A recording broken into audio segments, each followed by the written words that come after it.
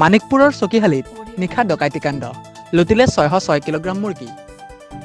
বঙাইগাঁও জিলাৰ মানিকপুৰ আৰক্ষী থানাৰ অন্তৰ্গত চকীহালীত নিশা এক ডকাইতিকাণ্ড সংঘটিত হয়। নিশা প্ৰায় 1:30 6-7জনীয়া ডকাইতিৰ দলটিয়ে চকীহালী শিকুতলত ব্ৰইলাৰ মুৰ্গী ভৰ্তি গাড়ীৰ সন্মুখত পথ আগুচি ধৰি ৰখাই মাজনিশা লুটপাত চলায় ব্ৰইলাৰ গাড়ী। বঙাইগাঁও জিলাৰ ককিলা আৰক্ষী নিৰীক্ষণ চকীৰ অন্তৰ্গত গলাপাৰা গাঁৱৰ যুৱক সাইফুল ইছলামক হত্যাৰ ভাবুকি দি গাড়ীত থকা প্ৰায় 606 কেজি ডকাইতিৰ দলটিয়ে। ডকাইতৰ দলটোৰ দুজনক চিনাক্ত কৰিছে সাইফুলে।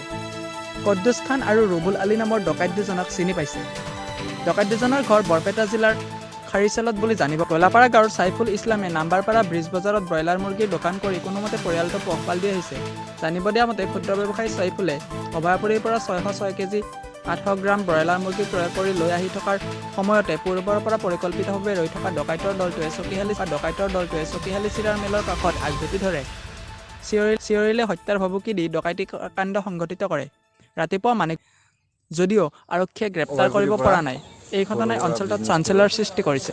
তাৰ পৰা অভয়পুৰীৰ পৰা মাল লৈ আহিছিলোঁ, এই ব্ৰইলাৰ মুৰ্গী আনাতে মানিকপুৰ এই চকীয়ালী আমাক ধৰি কেনে মুৰ্গী কিনে লৈ গ'ল।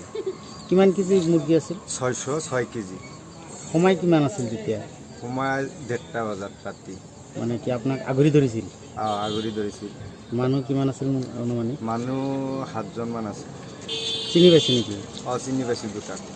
নাম দুটা ক'ব না? কদ্দুছ খান আৰু ৰুবুল আলী। ক'ৰ মানুহ? খৰিচালা। গোটেই মালখিনি লৈ গৈছিল? গোটেই মালখিনি লৈ গৈছিল। আপুনি বাধা দিয়া নাছিল? মই বাধা দিব গৈছিলোঁ, কিন্তু মোক ভয় দেখাইছিল।